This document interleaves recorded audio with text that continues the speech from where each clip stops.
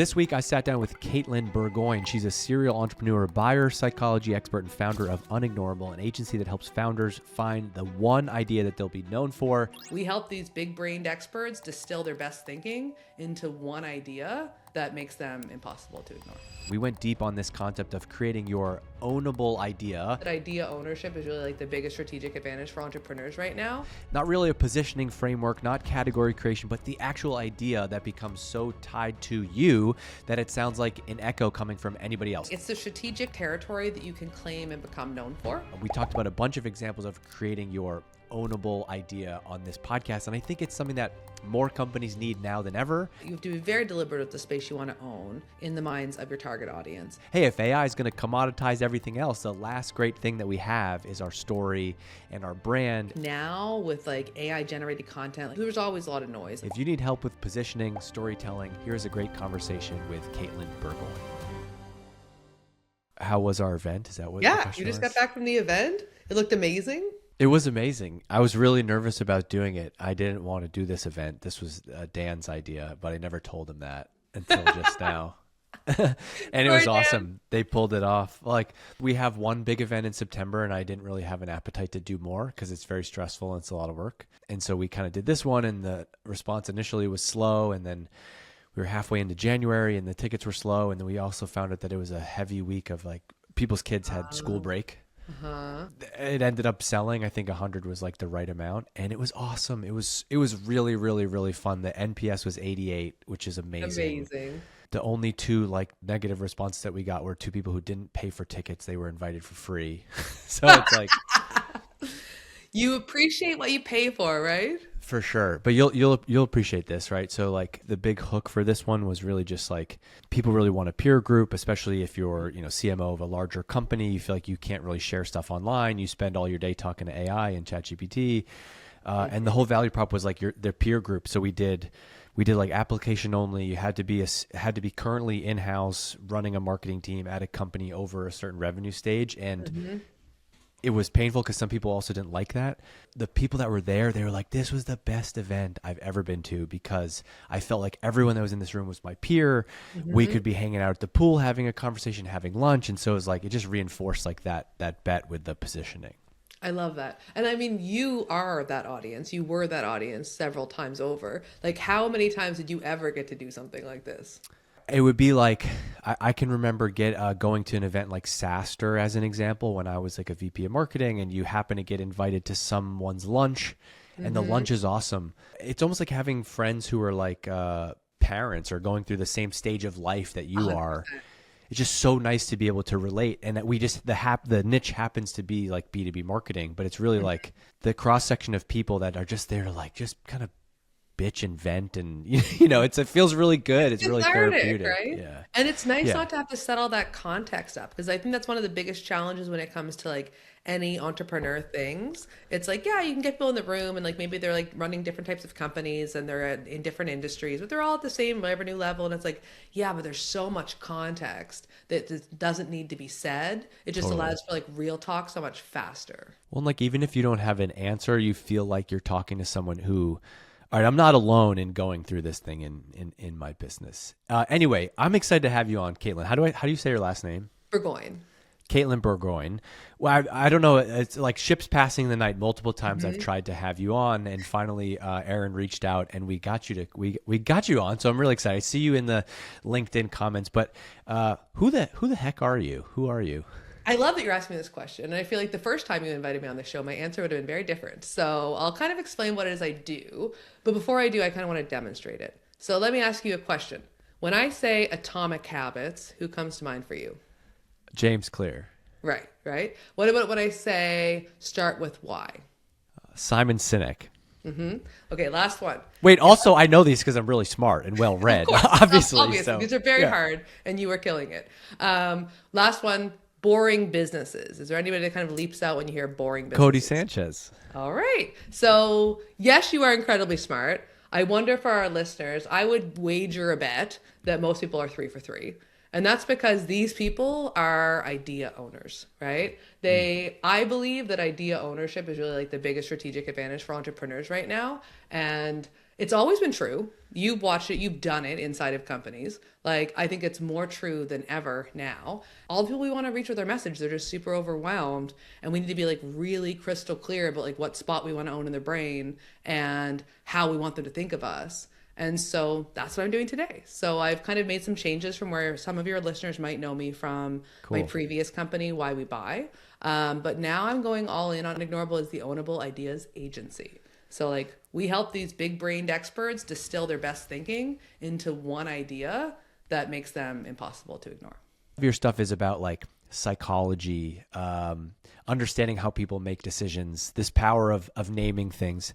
How did you get to be that person in marketing versus like, why aren't you like the SEO person, right?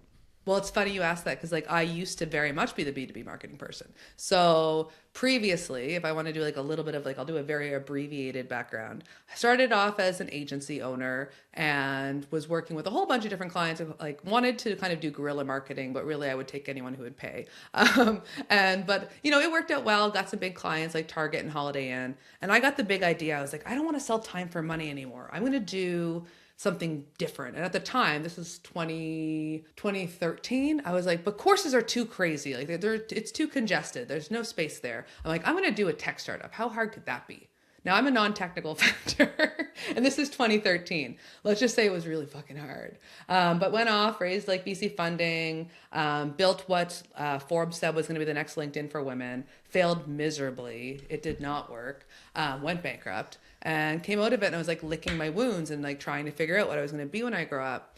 And I was lucky in that our lead investor had a portfolio of companies, mostly led by like technical, brilliant founders. And I would go and they're like, we need them to be better at marketing. And like, they're good at product, they're bad at marketing. You were like bad at product, but you're good at marketing. I'm like, yeah, I know. Thanks for rubbing it in, but yeah. And so I went and I sat down with all these genius people and I would ask them the question that we care about as marketers, which is like, tell me about your audience. Who are your customers? And I was shocked how often I couldn't get a good answer out of them. Like they would be competing with like, they'd be like, oh, well, we go after this audience, but also this one. And one time a founder looked me in the eye and he goes, our audience are B2B businesses with anywhere between 10 and 500 employees who sell online. And like, he was like thinking like, oh, I nailed it. Like I know them so well. Yeah, right. It's like, huh? So like everyone, okay. And that led me to realize I was like, oh, there's this real huge pain point in that people need to better understand their customers. And to do that, they need to do customer research. And I'm going to build a productized service agency all around helping B2B SaaS companies do like customer research. Guess what I learned? B2B SaaS companies do not care about customer research, but they did care about my little newsletter that I started off as a pipeline builder for my research agency, which was all about behavioral science and marketing and buyer psychology. And so that was kind of like the first ownable idea for me was I became known as like the buyer psychology person and saw the impact of that in my own business and realized through the work I did with building the original Unignorable challenge with the team at Demand Curve, I was like, oh, this is where I want to live. Like, this is the space I'm excited about. Let's go deep on this topic of an ownable idea. And the audience for this is people who, some founders listen to this podcast, but I would say the majority are like, I'm doing marketing at a company. And so the lens would be like, I want to improve the way we tell our story. And this stuff that we learned from Katelyn is gonna help us do that. Okay, so first, I think you've kind of already answered this, but like, let's just set the stage for an ownable idea. Is you talked about book titles? Is there more than that? I see an ownable idea as like, it's the strategic territory that you can claim and become known for. So it's that concept that becomes like so identified with you that it sounds like an echo coming from anybody else. So in a lot of times, by the way, I like this. The reason why I like this is because I think this is related to positioning, storytelling. People talk about category creation, but I love when someone can have break something down that's just really simple. It's not some official, complex name. You're not trying to do some crazy, like, what is your ownable idea? I think people need to be communicated with that way too, right? Like one of the things from behavioral science, and it's not just a behavioral science thing, like there's two sides of the brain that we were talking to. And one of them you have to earn time with. And that's the one that actually takes time to process your message. Most of the time, they have to get it right away. And if they don't get it right away, they're not going to pause, lean in, pay more attention. So I think so often we try to like create these like really clever categories. And it's like, this is like this thing that like sounds really fancy and exciting. And I feel like with the reason that ownable ideas aren't just about categories. A category is one type of ownable idea. Oftentimes, you don't need to create a new category. I'm not a believer in like category creation is always the answer. I think it can be the answer. And I've seen you and other brilliant marketers help teams do it really friggin' well. But it's not always the answer. But there's other ways that founders can go off and become known and create a conversation in their space beyond a category. Okay, so you have there's 6 type of ownable ideas. Can we hit on them each? Yeah. So I started breaking this down because I was thinking like, how do we actually make this really actionable for folks so that they get it? And like, yes, a category is one of them. So, a category that's like the new type of solution or market space that you're going to be the obvious leader in. So you think about the work you did at Drift, it was like conversational marketing, right? That was a new category. From a person who's like a thought leader perspective, Amanda Natividad, I don't know if you've ever had her on the pod, but she's brilliant. And like, she's created like zero click content. Yeah.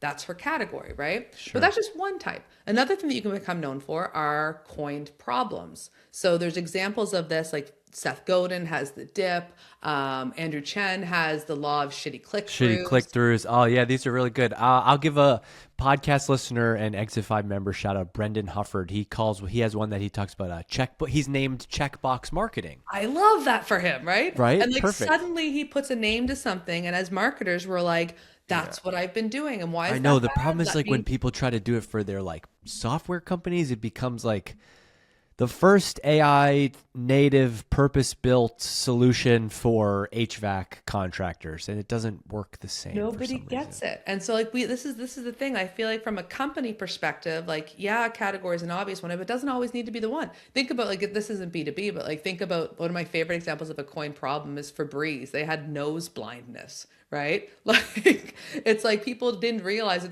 their house stunk. So they educated them by creating a problem, nose blindness, and sales spiked, right? Because like, oh my God, I do have pets. I do have kids that play sports. My house probably does stink and I'm just nose blind to it.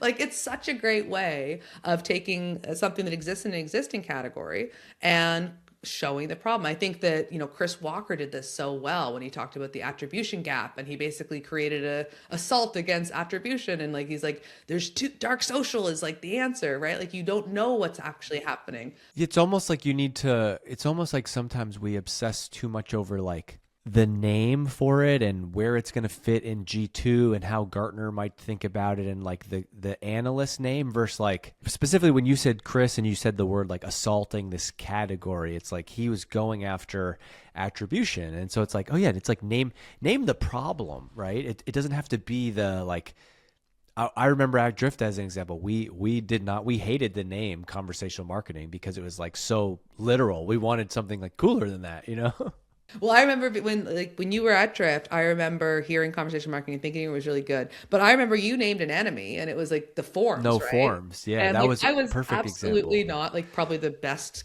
target customer for Drift because at this point I'm like off just doing a consultant. But hell, if I didn't go on a call with your team, end up getting the conversational forms using them. Sure. Wait, can we talk about? I think can we talk about why that worked? It absolutely works because like at the end of the day, we need somebody to explain to us why the thing that we're doing isn't working in a way that we actually want to buy into. And so often when people try to push their narrative down our throat, it's telling us that what we're doing is wrong, but not giving us an alternative, right? So you said it perfectly because we didn't want to alienate the people that we were trying to sell to. And so the message wasn't like, hey, dummy, you're doing it wrong. Like, do it our way. So we like the whole story that we told was like, it's not your fault. It's the tools that you were given to do this. And we made the form the enemy. By the way, what's so funny is to this day, I will say something and someone will be like, well, you used a form for this. I'm like, that was one company 10 years ago. I'm the head of marketing there. You don't think I'm going to be pumping the company's narrative? And you helped build that narrative, and it friggin' worked, right? Like you guys were an Yeah. underdog. You were coming in. You created like it was a beautiful All display right. of What like. else? What are the other types? This is a All fun right, so topic we've for me, so got I'm being method or distracted. framework, right? So when you think about like a method, a great example is like the story brand canvas. We've all seen Challenger it. sale. Yeah, exactly, right? Yeah. Like, and these are great ones. They're particularly strong for kind of like expert entrepreneurs, but absolutely works in it like selling tech too. Then you've got like the identity label, right? Like Sean Ellis came with the growth hacker. Let me tell you, when like when my startup died and I was trying to decide what I wanted to be when I grew up, there was a very long period of time where I was thinking I was going to be a growth hacker. Ultimately, it was not the right fit for me. Me too. Me too. I realized I'd much rather be a storyteller, but like I like the identity label, giving somebody like that thing that they can step into. And then one that I think is really cool and it's fringe and there's not as many of them, but when it works, but damn does it work, is like what I call like the X versus Y. So it's like creating like a this versus that distinction that changes how people think about their choices. And a person I love who does this really well is like Cal Newport. He's got deep work versus shallow work, right? You hear that and you're like, well, wait, what am I doing? My whole And then day you is shallow learn. work. Oh Yeah. man, let me tell you, there's too much of it. But like immediately it changes your thinking. Immediately you're like, I want that other answer. And these are the types of ideas that I think when you really nail it, this is the type of thing that can make a career. This is the kind of thing that can make a company, but it's really hard to do. Like So it's how would you how so like let's say I'm listening to this and I am my company is like a we make webinar software. There's a million other vendors out there. We charge a little bit more than everybody else, but it's really good, but it's not different, right? It's like so how would you where would you start? Like obviously it's so high level, but So here's where I would start because this has been what I've been trying to grapple with. Because like ultimately, like when I went into doing this work, I ran the Unignorable Challenge with the team at Demand Curve. 1,900 entrepreneurs went through it, trying to build an unignorable personal brand. The last exercise was always identify your big idea, and it was the thing that was the hardest. And the ones that figured it out, it was the thing that was the catalyst. And I was like, this is actually what it's all about. All the other stuff that we talked about in that program, 30 days, I'm like, that shit was nice. This is the piece that actually matters the most. And can this actually be broken down and taught in a way that creates impact? I don't friggin' know. Because it seems like usually when it happens, there's a bit of magic involved, right? why do is it hard because in order to have a good one, you have to like say no to certain things or have a differentiated point of view about like who we're not for? It's about saying no with 1,000 good ideas and trying to own a good one. But here's the thing, like, so when I went into started doing this work, so I started doing some work with like our beta clients. I've only like I am very new to this. I'm still learning so much. There's like you might talk to me in a year and I'll have a completely different opinion. But like at this stage, what I found is like after like digging through, trying to do this with 5 different entrepreneurs, relying on gut intuition judgment, which is like not like you can't reproduce that like in a meaningful way. I was like I had this aha moment in the fifth one I was running, and I realized the thing that connects it, the thing you need to do first is you need to help people basically identify their central argument that their ownable idea is built off of. So going back to your webinar example, right? Why in the world would these founders, knowing how competitive the webinar space is, knowing that there's a million different solutions out there, why would they actually decide to get into that game? There's probably some bet that they made, some belief that they have about what's wrong with the other solutions, about what the market deserves and isn't getting, that was foundational to them deciding to go into that game. And what you need to do is you need to dig in and you need to find that, but you don't just find it and asking the founders, because guess what? The founders aren't going to have the right answer. You need to also map it to what the market wants and what they need to hear. So it's like, what is the founder saying? What does the market want to hear? What's other people saying in the landscape that we can avoid so that there's white space? That's the part that makes it hard. But if you can figure out that central argument, you can like build everything on top of it. So like I think about you, and I was chatting with Aaron on your team and prep for this, and like I was like, what's Dave's central argument? Because like I've been following you for a long time and I love the work that you do. And there's a few that are like qualifiers. And I'm like, but I think the thing that for me, I remember when he said this, it was like one of those like mind blow moments. And I feel like it's a thread that runs through so much of what you do. And you can tell me straight up if I'm completely wrong about this. But like, I think that the central argument for you is that B2B companies should act like media companies. Like they should pay attention to what's happening outside of B2B. They should put a face in front of you that you actually care about and invest with, like a charming character that you can like buy into. They should try think about entertaining and not just trying to like ram specs down your throat. Like I feel like that's something that when I think of Dave, like that feels like it's key to the work you do. Would you say that that's true? I would take that. Sure. I can't say that I set out intentionally to do that, but I think if I was to put a wrapper, if I were to like weave the things now, and I think if I were going to go start a new company and build a product, right, we would absolutely trade on that story and use that to tell that story, right? It's like, Zoom, the CEO, founder of Zoom, Eric Yuan, he was like, I forget exactly what it was, but he was like the lead engineer at WebEx. And it's like when Zoom came out, everybody had known what video conferencing was. It was just like, he was probably at the top of his game and wanted to spin out his own thing, and he made his own thing. And that's the reason why they made it better, faster, because the engineer was proven, right? It was like in the Drift story, it was like, hey, these guys were part of the founders of Drift, were an integral part of building the product at HubSpot. And so therefore they're the perfect guys to rewrite the playbook because they wrote the original one, right? And it's like, you look in the pantry and my kids' snacks, it's always like healthy granola bar. Katelyn was a mom who was fed up with feeding her kids, sugary ingredients. So she created blah, right? It's like that.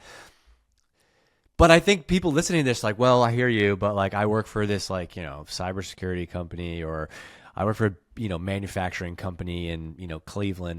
That doesn't work for me, Katelyn.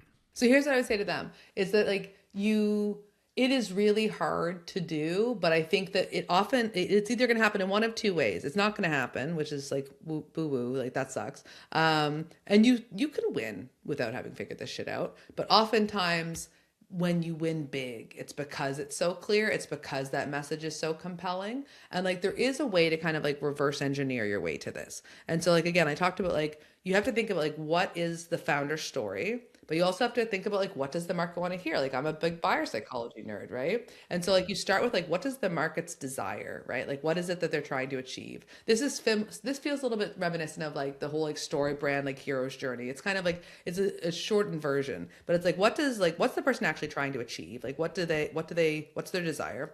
What's blocking them? What's the problem? What's your unique insight as a company? Like, what are you going to share that's unique? Like, I remember when you said B2B companies should act like media companies, I was like, shit, that explains so much about why things don't work. And it explains so much about what Drift's doing and why I'm sorry for that, by the way. I'm the reason that like every fucking SaaS company has a podcast. I'm sorry about that. We don't need that. But also thank you, because like I'm sure we don't need that. I'm sorry. Those marketers are probably doing a better job because they're actually able to get the founder to talk and to share their genius in a format that's probably hard to get out of them most of the time because they're so friggin' busy. All right. So side note. So I usually I have Slack open during these conversations because I have like a podcast channel with my team, and I'm like, I send the screenshots or I'm writing things that you're saying because we're going to come back to it from later. I always get a comment from someone, he's so distracted. But Matt on my team, this must be because you're Canadian. This can't be. Yeah, he said, "Oh, dude, she's awesome. I listened to her on Jay Klaus' podcast, and I love that episode. This is no bullshit. I regularly think back to her frameworks." He said, "If she hasn't already, you should ask about the chocolate-covered almond analogy." So I don't even care if this is a complete break from what we're talking about. Can you please tell me, what is the chocolate-covered almond analogy? So this is basically B2B companies should act like media companies. The idea is that like, I feel like there's two types of content out there. There is just plain snackable kind of like pure entertainment. And there's like very like logical, like dense value, like in terms of like, this is how you solve this problem specifically. I think the middle ground, what I tried to build with Why We Buy, was a chocolate covered almond, which is something that was like nutrient dense, and almond's good for you. You're not going to feel that guilty about it. You get something valuable, but it's tasty and it's fun and you crave it. And like, so I tried to make learning behavioral economics, which is not the most sexy thing, fun. And like, I turned it into a chocolate covered almond. And I feel like that's our job as marketers, depending on what industry you're in. There's no. Oh, that's a great shit. That actually ended up being a great segue into like what we were just talking about, because You could be like, all right, this is like you're back to that webinar example. Couldn't one of the ways you could create your ownable idea here if you lean into the fact that like most webinars are boring, most webinar software is boring, it's clunky, and so we just made a completely different, fun, irreverent way of doing it, and that's why we're different. Yeah. And that could be it, right? And you could talk with these little few features that you might have that you frame in a way that make them the fun webinar, right? Like this is like the way, like, yeah, it's like you turn it into your chocolate covered almond ultimately. But what you hit on there is that central argument, which is like most webinars are boring. We are building like but they shouldn't be because the best converting ones are actually fun. And like that's an argument that's different, that's unique. Show me that in your marketing. Show me that in your content. I like these questions because I think it's like, if you're listening to this, the goal is not to like instantly have one of these ideas, but it's almost like there's like a worksheet here, which is like, if you can't answer any of these questions, then you got to go sit down and figure out your angle. Cause I actually think that's the most realistic outcome. Is a lot of times people are like, well, we don't have any of these things. Okay. Then we got to go back to the drawing board and be strategic. Right. But I mean, I want to ask you, because like you've done this inside of multiple companies now. So like let's look at Drift as an example, because like I think that so many of your listeners will understand that. Like, what was your process for pulling out of the team what you needed to help them shape that story that was so successful? I had the best setup ever. I mean, this is unfair. David, who was the founder and CEO, and my boss, was like a super genius at marketing. That is a nice advantage. And so everything I learned from him. Fact. You know, I've obviously like innovated, you know, taken some of that stuff and it's shaped who I am. But and I think this is why it can't be faked. He genuinely, both of them, the founders, Dave and Elias, were like, they didn't see the company.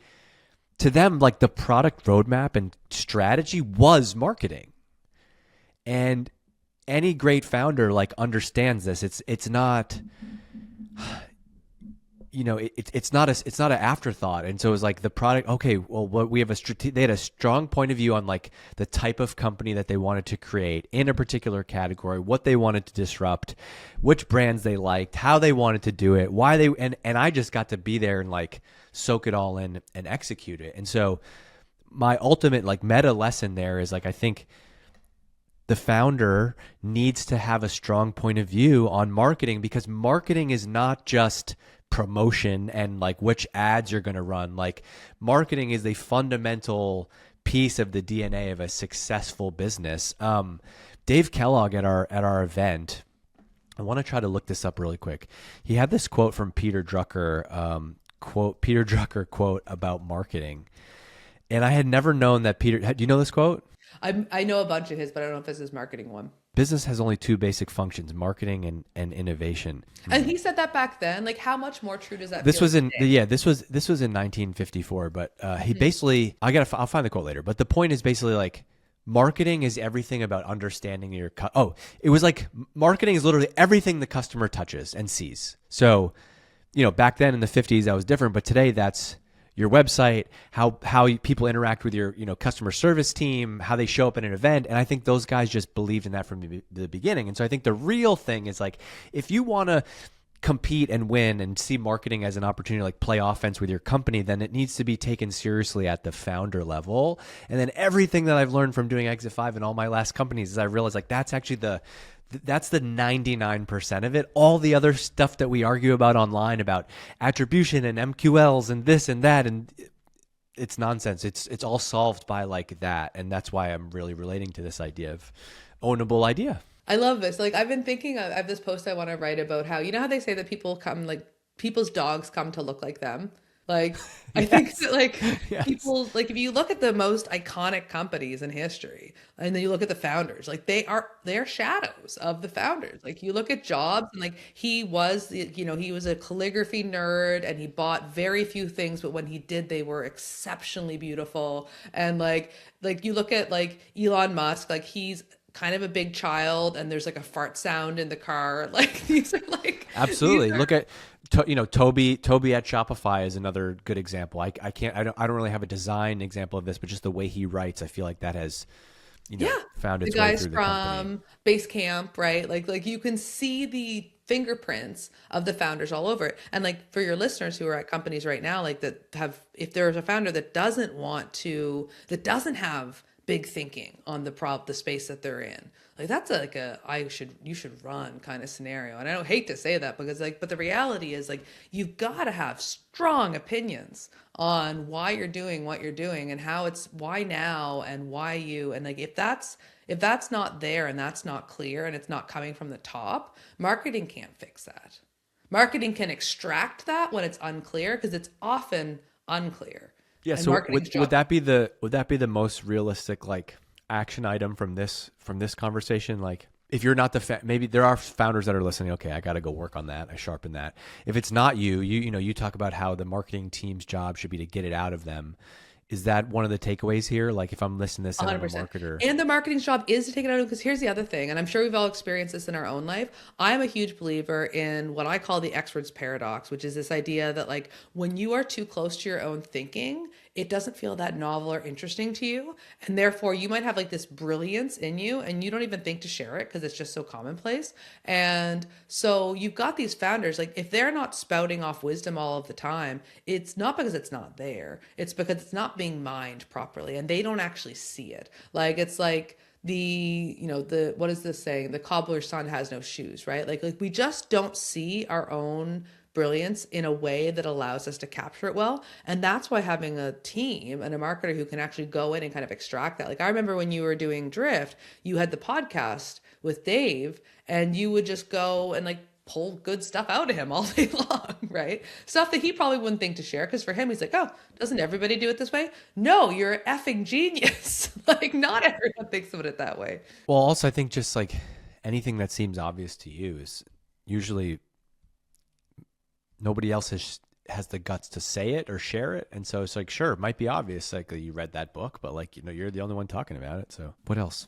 So, I mean, I think that when it comes down to this stuff, at the end of the day, like my belief is that we have to be very deliberate, as you believe. Like you have to be very deliberate with the space you want to own in the minds of your target audience. And I think now with like AI generated content, like there's always a lot of noise. Like it's just exponential noise now.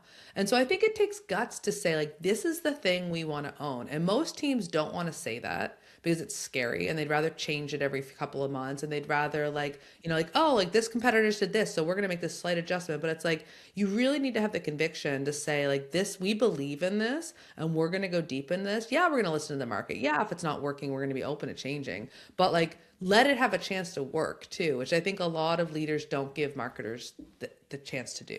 Yeah, that's a good piece of advice because it's hard because it's not always obvious. And so it's not like, Eureka, we got this. This is the name. This is the idea. You kind of have to feel like pretty strong about it. Then you have to go out there and kind of test it in different ways. But I think you have to, in the Drift examples, like we were testing messages, but the core idea was never going to change. And I think today, too many companies can become guilty of just like too quickly changing the whole thing. It's Everybody like like I did it when I was building my tech company. Like it was like pivoting was like celebrated, right? Like I remember like telling people, I was like, well, that like Instagram started as like a gaming thing. Like it was just like it was so easy to go like, oh, this isn't working right away. And I understand that because like when you have a limited runway, or like in my case, like when we were starting, like I was paying my dev team out of my own pocket. Like you need shit to work. And like that's a lot of pressure that founders are under, and therefore their teams are under a lot of pressure too. But at the same time, like nothing will ever work if you keep jumping. Okay, so we want people to think about this ownable idea.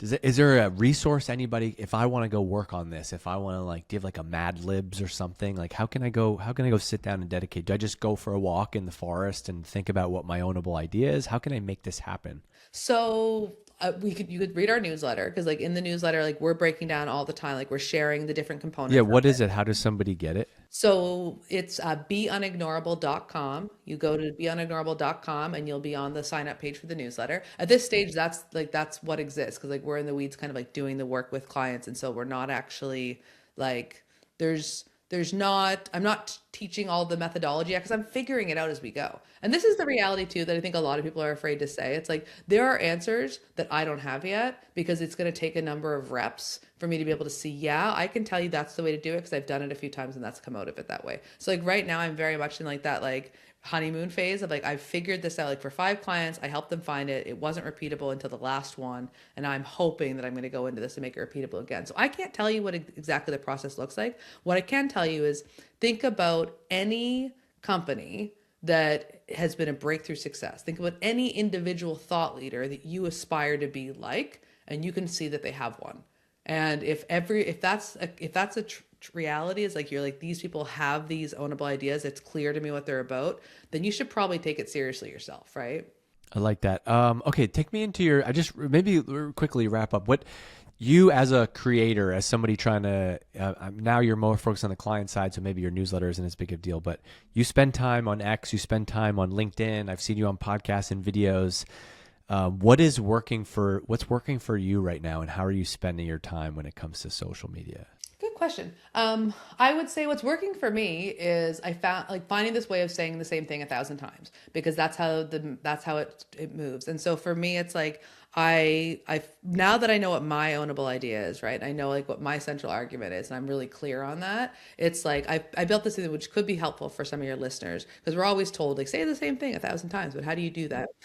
For me, I like there's this thing called the authority flywheel, which is basically if you talk about the problem that you're solving, you share your point of view on the problem, you share the big promise that people are going to get from working with you, from using your software, and you share the proof, and you do that consistently, and it's all wrapped around your ownable idea. That allows you to kind of get traction, and that allows you to kind of really start building momentum. And so for me, what's been working is just that. Like I think I create all of my content, I know what my center is, and because I'm clear on my center, everything else just is more impactful. And so I'd say that finding that center and committing to it is what's working for me. Do you have a like goal? Do you try to publish a certain amount of time per week, or post per week, or are you just like creating when something comes to you? So I have like I've got like I don't know how you do your creative stuff. I feel like everybody wants there to be this like incredible system that's so easy for me. Well, you almost have 100,000. You almost have 100,000 followers on LinkedIn, and someone once told me if you have 100,000 followers on LinkedIn, you might as well be Mr. Beast. So like,